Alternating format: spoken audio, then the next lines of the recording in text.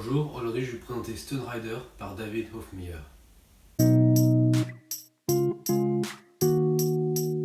C'est un roman jeunesse qui a été écrit en 2015 et c'est un roman de science-fiction. Il a eu un prix Pépite du roman ado européen 13 ans et plus de 2015.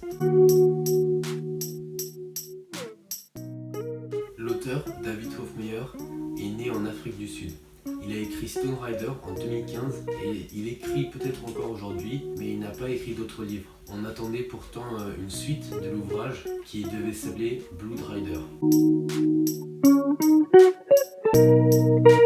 Adam, 15 ans, vit dans un monde dystopique. Il habite à Blackwater, qui est un lieu toxique et désertique. L'air est impur, les journées sont brûlantes, les nuits glaciales, et il y a de fréquentes tempêtes qui sont très dangereuses. Adam ne souhaite plus vivre dans cet environnement, il souhaite vivre à la base un environnement meilleur, où l'air est sain et où on vit bien. Mais pour cela, il faut qu'il gagne une course de bécane très dangereuse, mortelle, avec des concurrents très dangereux. Il y a des gangs, le récit est très riche en action, il y a des courses, des conflits, etc. Et on ne s'ennuie pas. On a 3 citations importantes que j'ai trouvées. On ne peut pas battre ce que la mort ne peut pas battre. Donc ça reflète à la mort. Votre but est simple, survivre assez longtemps pour gagner, ce ne sera pas facile, seul le meilleur d'entre vous pourra gagner. Donc ça, on voit qu'il y a de la compétitivité dans ce roman, on ne sait pas qui c'est qui va gagner, il y a du suspense et on voit que les courses de bécane ont un réel enjeu. Et ensuite, chaque bécane garde en elle un écho de ses pilotes précédents, tous de la même lignée qui s'estompent avec le temps. Parce que les bécanes sont de père en fils, donc du coup la bécane appartient à la famille et on ne peut pas conduire la bécane de quelqu'un d'autre.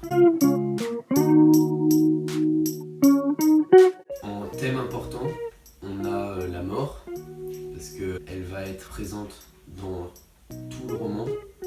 Les personnages ont peur de la mort, pourtant ils s'habitent dans un endroit très dangereux. On a également la fuite d'un monde dystopique, plein de tempêtes pour rejoindre la base. Et enfin, en dernier thème, on retrouve la famille, parce que les bécanes appartiennent à un ADN familial, et même si les personnages ont perdu des membres de leur famille, le fait qu'on doit se connecter avec son ADN à la bécane, c'est très intéressant, et ça tisse un vrai lien entre la famille, qui sont reliés s'ils sont morts par la bécane. Mon avis personnel sur le livre, je trouve qu'il a beaucoup d'action, donc beaucoup de suspense, et donc on a vraiment envie de lire l'histoire, de savoir ce qui se passe après. C'est un livre où on a tout le temps envie de lire de la suite et on ne peut pas s'arrêter de lire. Ça se lit très rapidement aussi. En point négatif, on retrouve le langage grossier. Le livre est plein de gros mots de vulgarité et c'est pas très bien écrit. C'est vraiment un roman pour les jeunes. L'histoire est pas très profonde. Elle est un peu cliché, il n'y a pas beaucoup de nuances. Par exemple, les gangs dangereux, c'est un peu redondant. Et on n'arrive pas vraiment à se mettre dans la peau des personnages et à vraiment ressentir leurs émotions et le danger tout au long de l'histoire. En conclusion, on peut dire que l'histoire est plutôt bonne, déroulée, les péripéties donnent envie de lire la suite, mais côté écriture et qualité de l'œuvre, on est vraiment sur un livre pour enfants et adolescents, ce que je trouve dommage et ce qui m'a déplu. C'est pour ça que pour notre âge, je ne conseillerais pas ce livre parce qu'il m'a apparu pour beaucoup de trop jeunes. Mais sinon pour les plus jeunes, vraiment ce livre est très intéressant.